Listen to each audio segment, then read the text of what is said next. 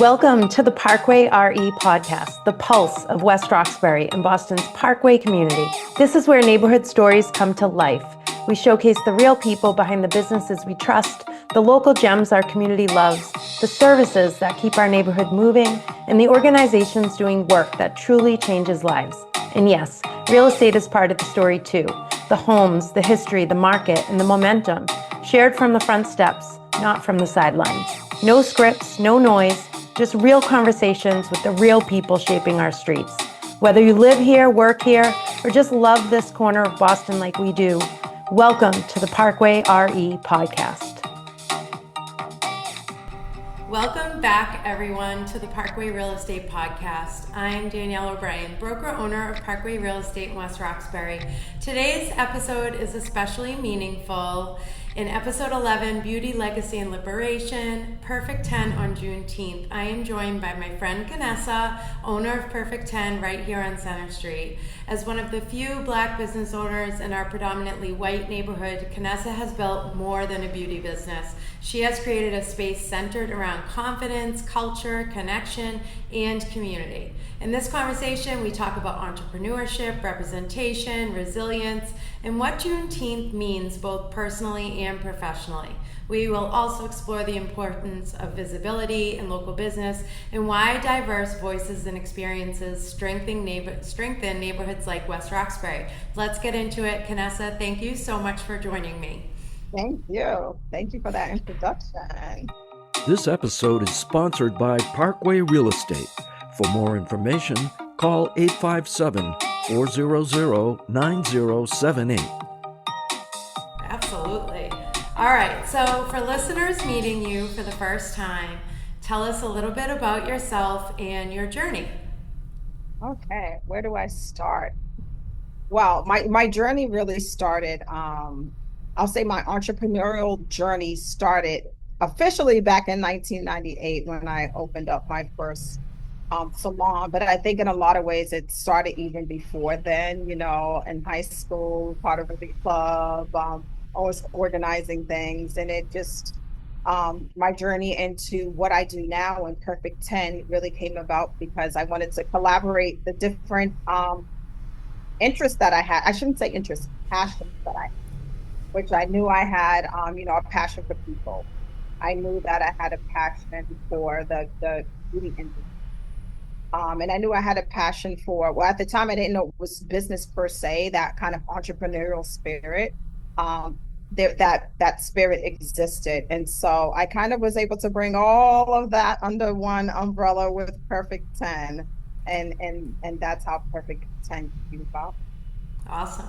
So obviously I know that you wear so many hats. We've talked about how you're an owner, you're a coach, hairstylist, you're a mom to 4 girls, you're a grandma now. Like, how do you describe yourself at your core?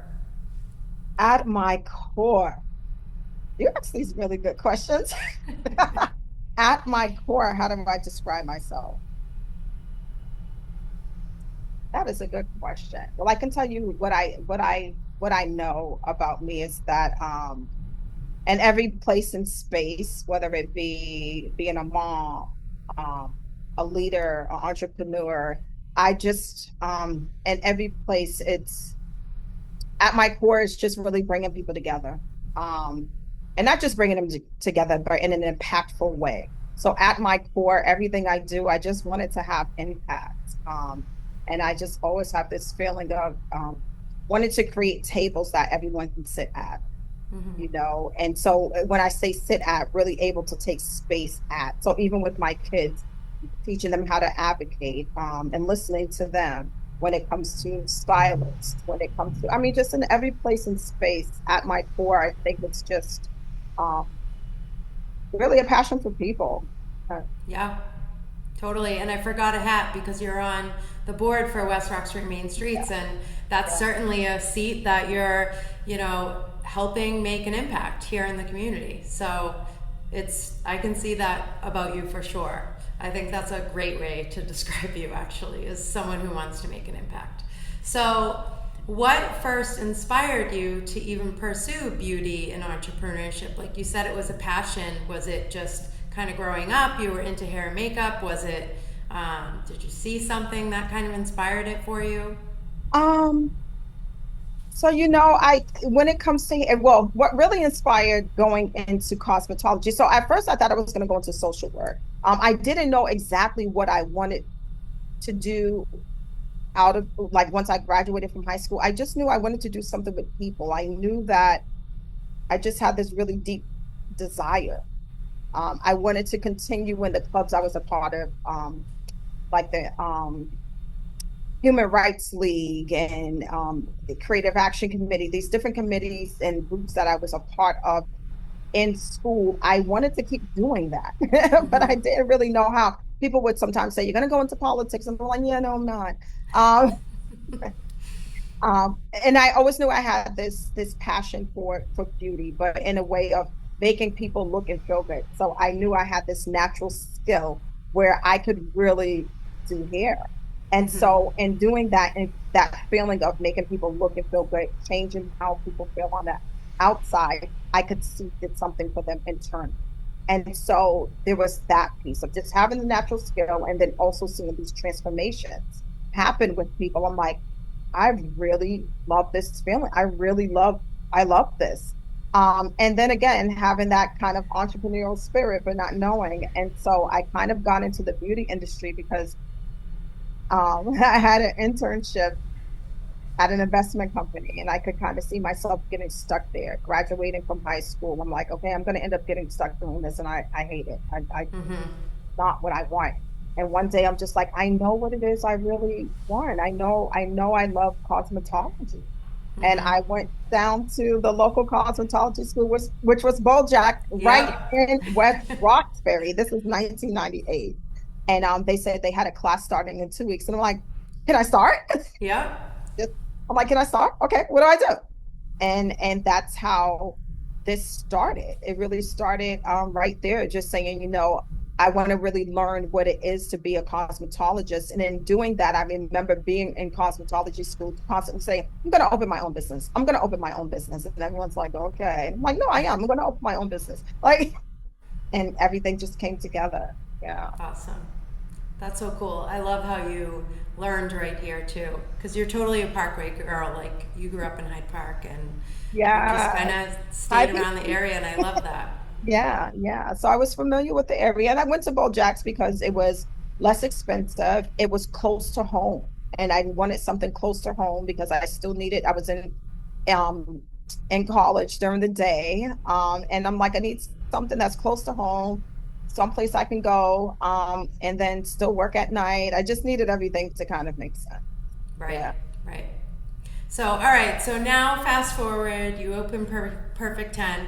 Now you've been in business over 10 years. You are an award-winning salon. So tell us about some of these accolades. Like, I imagine people in West Roxbury don't even know how, well decorated you are as a hairstylist in a salon. You know what? And it's funny because when, people make, comments like, wow, I really couldn't even tell you how it kind of happened. Well, let me say this. No, it happened organically. I tell people I didn't go looking for any of it. Nothing that I've done was for recognition. I appreciate it so much because it always does feel good when you're doing so much work. So I've been in West Roxbury for over 10 years, but again, I've been in business since 1998, trying to make this work and doing this work.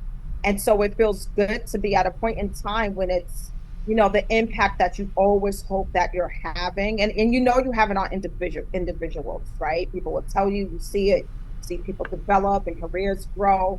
But to be recognized on different levels,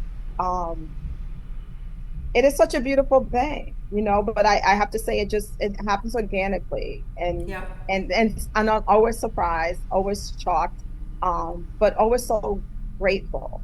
And I appreciate it because I'm not going to act as if I don't want it to happen. Right. Because for me, no, I do love for it to happen because, again, it's, for me, says there is real impact taking place. Sometimes when you're wearing so many different hats, mom, grandma, entrepreneur, it's hard to sometimes really know or to tell how much impact is actually happening because you're constantly on the go, constantly on the move.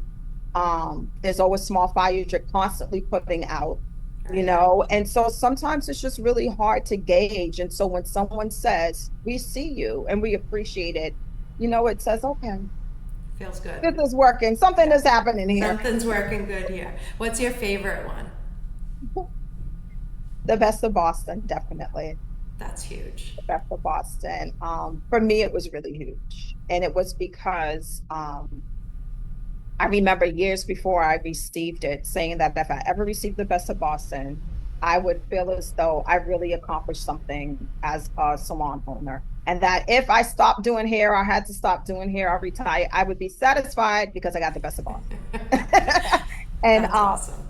And honestly, I never saw a Black hair salon, a Black business owner receive it. I never saw a Black owned salon, receive it. So I knew that it would just really mean that I made some impact that had to be noticed. Right. And so when I got it, I cried. I was like, what? Awesome. I was so happy for you when that happened. So, all right, perfect 10. What's the vibe like inside on any given day? Someone walks in. The vibe on any given day, first of all, when you walk in, you're immediately going to hear our wonderful soundtrack. Our music is always on point, always popping, always. But the vibe is going to be welcoming immediately. You're going to feel it. You're going to feel the energy, the spirit that's going to be very welcoming. It's always good vibes, always. I don't care the day of the week, what's happening. It's really important for me to make sure that energy is very protected. That energy that people comment on all the time, that makes them keep coming, makes them want to stay after their appointment is done. It is really important for me to protect that. But that you're going to feel it. You're going to feel it. Yeah. Very cool. So, all right. Here's another question I have for you. What does strength look like, as you can take it any way you want, as a business owner, as a woman, as a Black woman, however you want to handle this question? Like, what does strength look like today compared to maybe 10 years ago when you first opened? Get these shins around. So good. You gotta dig in. Wow. That's a really, really good question. Very reflective question. What does strength look like today opposed to 10 years ago? Strength looks like, as much as I can advocate for others, it now also looks like me advocating for myself. So, I can be everyone's cheerleader, the biggest support. I've always been told I have a lot of patience. I can have a lot of patience with people and tolerate a lot if it means me thinking that it's going to catapult them.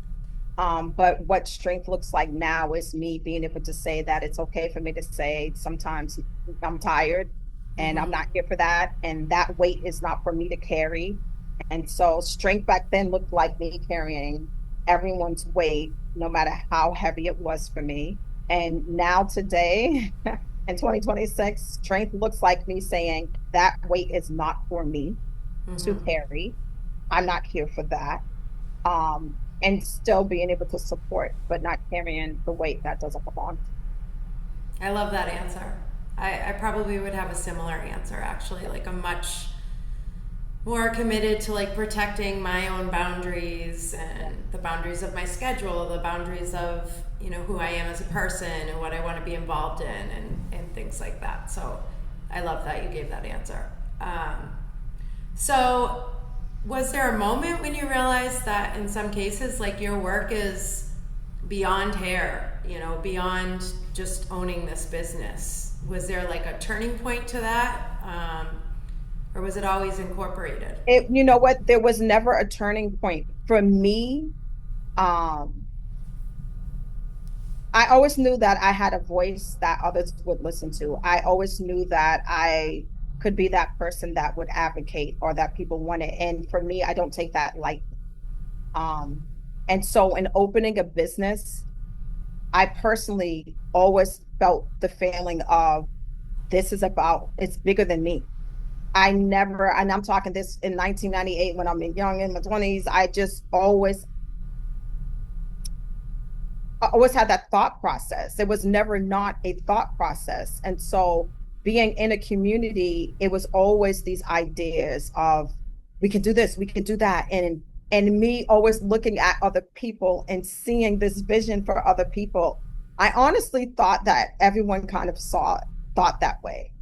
I did. I didn't realize that people really don't. I just thought that was a way that everyone thought, but for some reason, I understood that I would take action. So I thought the difference was just everyone thinks this way, but not everyone would take action. And that was the difference. But then I realized, as you're in business and you learn people and really understand that not everyone does see things that way. So I never had a turning point. I had a turning point in the sense of understanding that not everyone, that sometimes you can want more for people than they seem to want for themselves. Again, not carrying other people's weight. Everything's not for you. I had to take what it is I give and learn how to give it in a wise way. But I never had a turning point where it's like, hey, I could do this. I had a turning point in the sense of understanding that what I was doing is mentoring. And what I was doing was what people call coaching. Now, I had a turning point with that, where as I kept doing it, people like, you don't get paid to coach. You don't. And I'm like, wait, what do you mean? I had that turning point where I'm like, oh, this is like a title to this thing. So yeah, but not in what I do. No, I just think there wasn't that terminology. Yeah, it's kind of just natural for you. So it's always been that. I can see that. So, all right, I want to jump into Juneteenth, which is like we're on the eve and we are coming up on a big weekend. So for anyone unfamiliar, what does Juneteenth stand for historically? Because not everybody understands this. And what does it mean to you? Yeah. And so let me start by saying when it comes to Juneteenth, it is something that when I want to say it's always existed, right? Because everyone didn't have their freedom 4th of July and, everyone didn't. For those that were enslaved, we didn't find out about freedom, until much later, 1865 and the whole, in Galveston, Texas, the last enslaved. And I say enslaved because we weren't slaves. We weren't enslaved. Find out that, you guys are free. You guys have freedom. You don't have to, this is, and it's something to celebrate, but not just freedom in that sense, but freedom in the sense of we have contributed so much, continue to contribute. And we know that a lot of times it hasn't been recognized. We literally built this country, free labor, and not, recognized because freedom has not been the same for everyone. It hasn't looked the same in so many forms and fashions. And you don't really understand how truly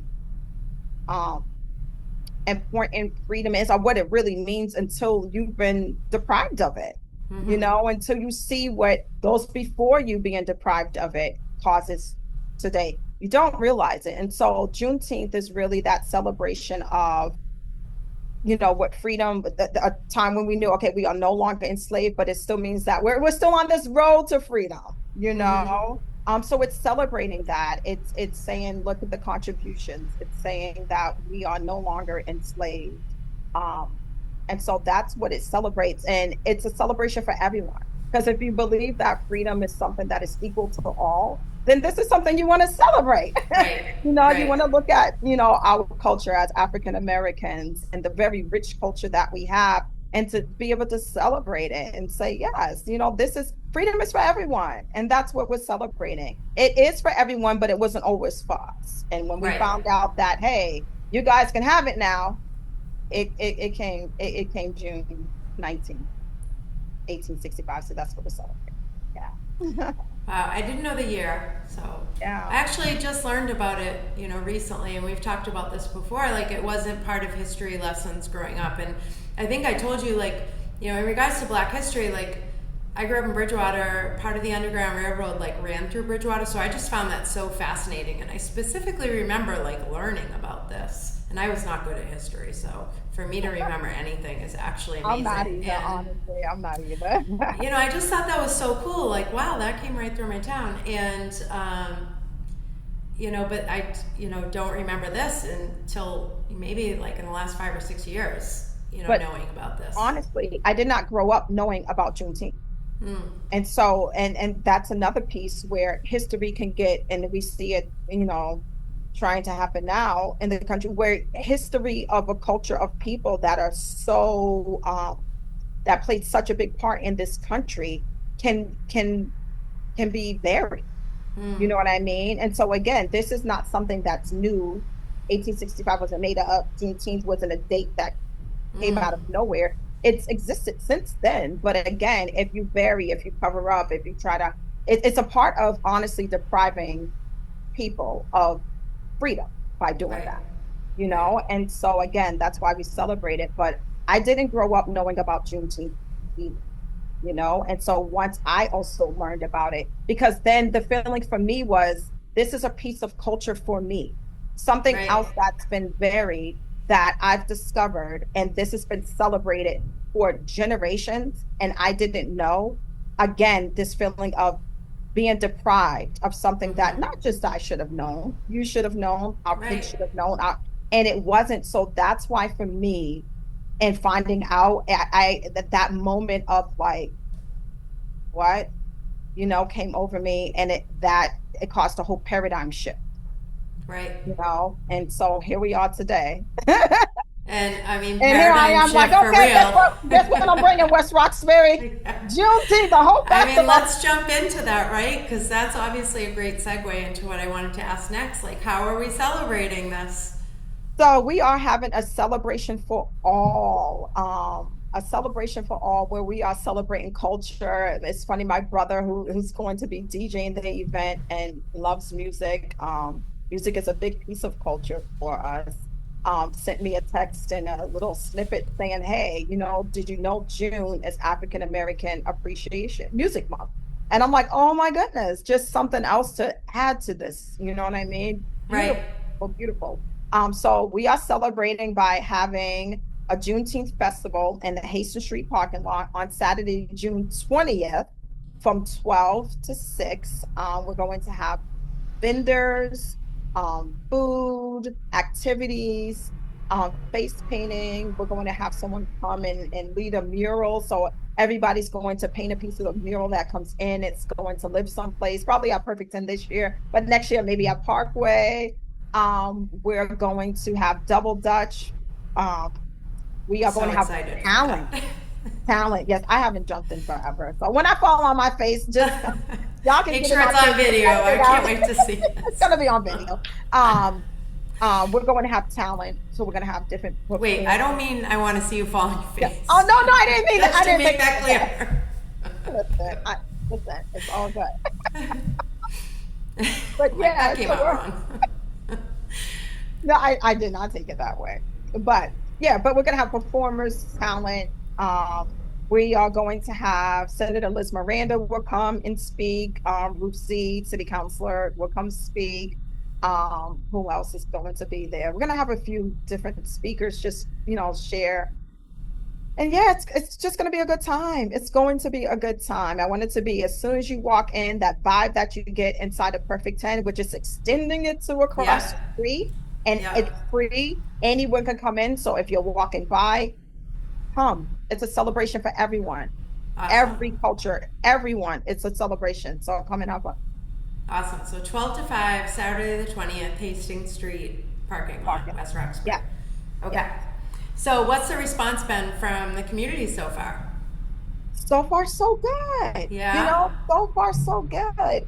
I think there were a few people that were like, what? Here? Where? Huh? But I'm used to that. I'm used to that. I mean, I'm used to it because even when I came over here, as you mentioned, one of the very few Black-owned businesses, it was the same response that I got then, like, huh? Where did you come from? So it's kind of for some, for some, it's kind of that same thing, or it's just no one wants to really ask a question. It's kind of I like, mean, oh, it's like, aren't you just so interested in other people's cultures? Like how you're like, I don't understand how people didn't think this way. Like that's how I feel. Like how do you not feel this way? How do you not want to like learn about other cultures? It's so cool. Like I can't wait to see like dancing and maybe people like dressed in like African garb and like food. but Danielle, like, let me tell you, double dutch. because you're that girl, because you are open, and because you're secure, and because you are secure in your culture, that you're fine with anybody else having theirs. You know what I mean? And not just having it, but making space for it. Look at what you're doing. And then not just making space for it, but actually appreciating it. You know I what I just mean? think there's And so so much to learn from other people. You know? absolutely, but some people don't want to learn. You know what I mean? And so that's where the insecurity. So not everyone is open, and I do understand that. And so what I also say, the strength that I have now at this point in time in my life too, is, and I keep saying this to different people, work with the willing. Meaning there are going to be people that no matter what you say, no matter how much love you get, no matter what, there's just so many barriers to break through that they are not willing, and that's okay. Maybe it will come later, but you don't stop what you're doing because of the ones that aren't willing. So here in West Roxbury, do I know there's probably going to be some that are like, what is Kanessa doing now? But I also know that there's many that are like, we appreciate you so much. We love what Well, you're. if they only knew like what you actually have done for this community as like a West Roxbury Main Streets board member and volunteer and like all these things, like you're really like committed to this community. So I think it's going to be great. I'm really like excited for this. I think it's going to be awesome. I really So, I just can't wait for it to come. I'm losing sleep, you guys, over I there. know. Like- I know. It's so much to plan like anything. So but the excitement around it, you know what I mean? yeah. I do also understand it's the first of its kind in West Roxbury. It's West Roxbury's first Juneteenth festival, or anything, like this. But it's a beautiful thing, and I appreciate the community that I'm in. I'm in this community because I have an appreciation for it, and I see the beauty of it. You know what I mean? And it exists.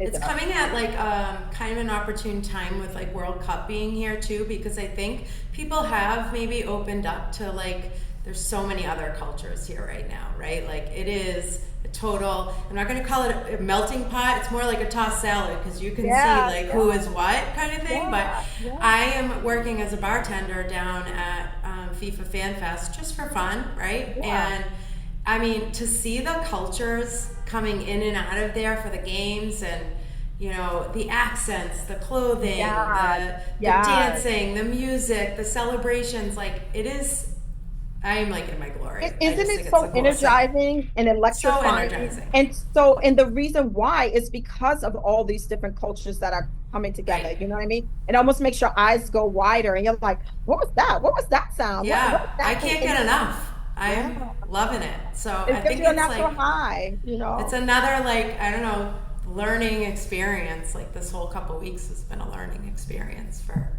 a lot of people. So so hopefully they can roll with that kind of like excitement for this. So all right. So what other like dreams, projects, goals do you think you have as we're looking towards like, okay, you've been in business 10 years here. You've been in business really for almost 30, right? Like, wow. And what's next? Well, Danielle, I'm getting old, so. No, you're not. You have so much energy. I keep saying, tell it to my kids that are like, you've lived more than half of your life now. And I'm like, yeah, thanks. I love that they remind us of these things. Let me tell you, kids, your own kids. But I do see myself pivoting to more of doing the coaching and the mentoring. I love the success dynamic piece of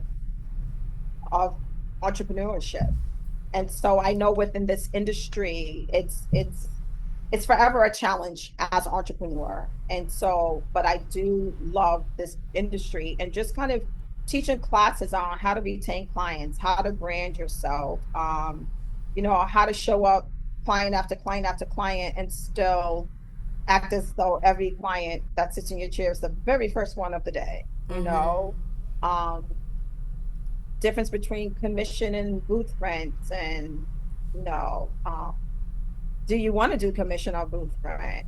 What does that look like? So Right. yeah, I definitely see myself going more into teaching. Yeah. When you go to hairdressing school, like you went to Bojack, like, do you learn business at all or just hair?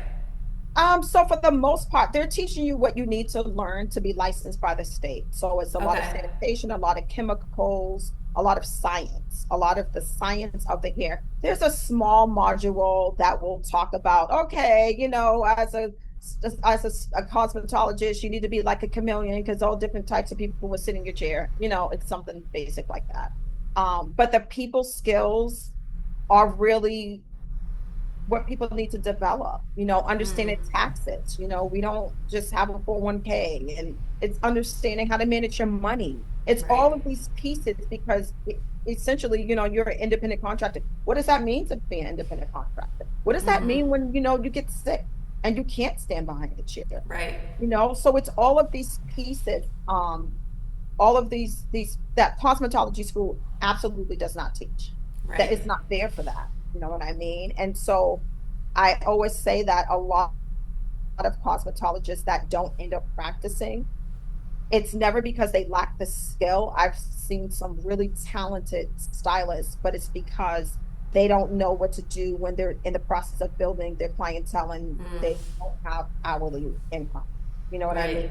Right. Um, or if it's because they have a lot going on at home and they don't know how to show up. They don't know how to schedule themselves because you don't have someone saying, I need you here at this time. This is what time you're taking lunch, and this is what time. There is a freedom to it, but how do you manage that freedom? Right. How do you manage Right. freedom?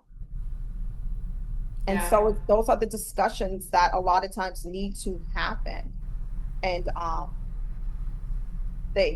so those are the discussions I like to have. That's what I like to teach. That's what I like to develop and help people. And it doesn't mean I have all the answers, let me tell you, because when I say I go through it with my tax person and all the Yeah. but it Yeah. means that, you know, it can be done.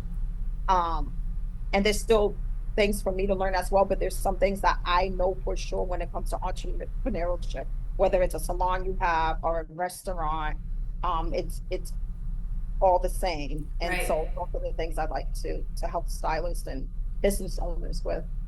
Yeah. Right. That's good. That's important. Impactful. Certainly. Yeah. Certainly. So one thing we didn't touch on, but I'd love for you to share because obviously Juneteenth's the big thing, but you also every year in April have your clothing swap. So I thought that might be something cool to touch on. Yeah, so Perfect 10 Day has been named officially in the city of Boston, April 4th every year. So um, I have a sip and swap, which is you bring new or gently used items, small household items. You come, you swap them out for something you want, or just come and bring things. And at the end of the day, whatever's not swapped out, we donate to a local charity. Sometimes clients will choose the charity, will ask. Sometimes people will come to us and say, hey, can this charity be the recipient? This year was Cradles to Crayons. They just happened to reach out to me to ask about if I could help them with getting donations. And I'm like, I absolutely can, because in about a Yes. month, I'm having Perfect 10 Day, and this is what I do. And they said we had the biggest donation they have ever received That's from West awesome. Roxbury. And it's awesome. It's something nice for the community. Um, it's a way to give back, you know, Yeah. another way to make impact. Um, it was really, really nice this year. It was really big.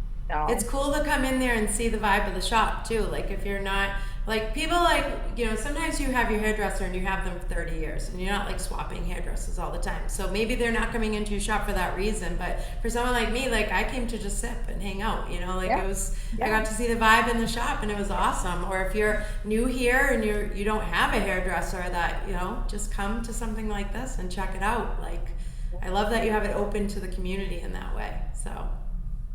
And Yeah. it's funny because we actually, so after the sip and swap, we did that on a Saturday, and Crayons and Cradles didn't come out until I believe it was the Wednesday after. And there was one neighbor that just come in, and she's like, I keep telling my sister to come, and they're like, what do you mean the clothes are free and all this stuff is free? And she kept coming to show us the outfits she got, like she had them on.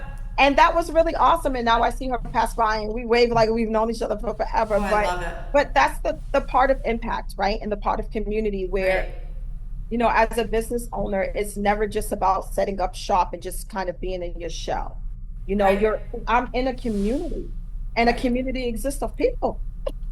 And people consist of different cultures, you know what I mean? And different cultures consist of different traditions, and it goes on and on. And so you can't really say that you're about community and about people, but then be in a shell where you act as if there's one thing that exists, But that's some people's comfort, and I get that.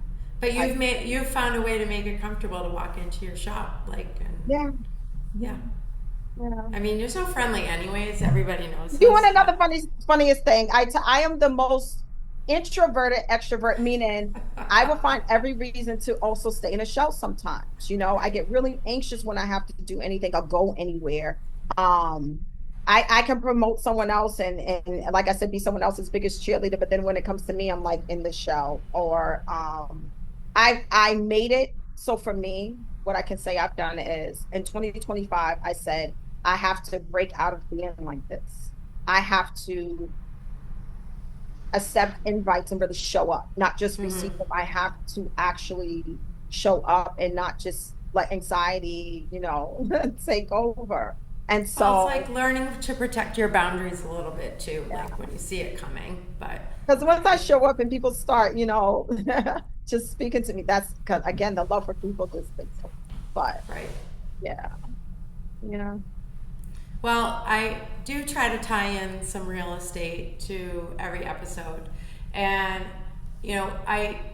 when you're in real estate, you take your coursework, same thing, I have to pass my licensing exam. And so you learn about some things that you are kind of shocked about. Like I was a little bit shocked when I learned about this. So I feel privileged to work in an industry that we do have strong consumer protection laws in place.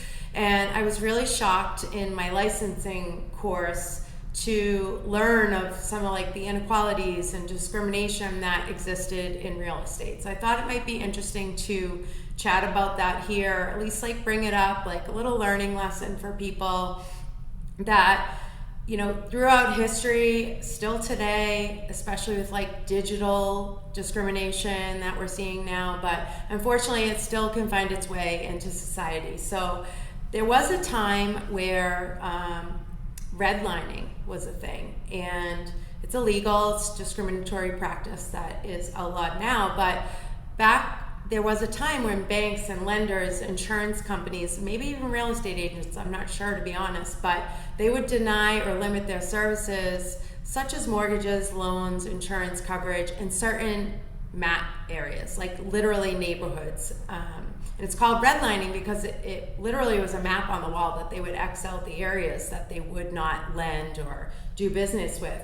And I was really shocked to learn that. I think that people in neighborhoods don't really discuss these topics openly, but it is something that contributed to the wealth gap. And today, like I said, we still have concerns over modern versions of that, which with AI coming into play, making sure AI isn't discriminatory, which now it's called digital redlining. And there are catches in place for this so that algorithms and technology don't unintentionally reinforce similar inequities that we had back in the day. So the long-term impact, like I said, it did contribute to the racial wealth gap. It limited home ownership opportunities for minority families. It prevented generations from building equity and building that generational wealth through real estate, which is so important. It contributed to disparities in the neighborhood investments in those areas, and property values and things like that are still felt today. So, I'm not sure that everyone understands that history when, we have a group of people where they weren't free like the rest of us. Therefore, they're getting started on these things much later. And, that kind of compounding wealth can't happen until that freedom happened, and now these laws are in place, and there's obviously a lot of consumer protection laws and housing topics that I could get into, but I felt like this was a good one to kind of touch upon today since we were chatting about Juneteenth. So I don't know if you have any thoughts on that. That was perfect. And I appreciate that. No, everything you just said, I mean, it's truth. And if there's, it's truth. You know what I mean? And so everything you said is so true. You know, it's created disparities. It's created the wealth gap. It's created where you can say, well, you can go to school and you can earn and you get this and that. When I say, for instance, I have to tell my kids that if the white kids in the class are getting B's, you have to get an A. And it's literally because these disparities already exist. We know how it affects us.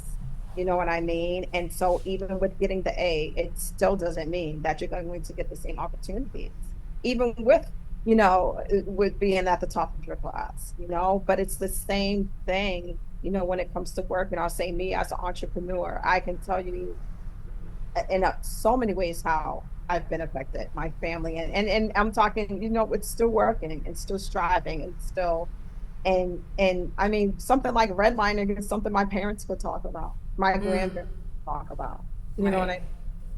So, you know, my hope is that every generation it gets better, right? Like we're teaching our kids a certain way, and so like, you know, hopefully when they're my age, like it's like, oh yeah, I heard my mother talk about that, but I didn't witness it as much. Like, you know, so it's just getting better every generation. And absolutely. I hope we're like, you know, I hope the programs that are put out there now for people to get into real estate and, you know, see that that's how you build generational wealth, and the importance of it is, you know, I don't know. I just hope it gets better every generation. And honestly, what you're doing, Danielle, and I know this is for you doing it from the heart, but it starts in ways like this.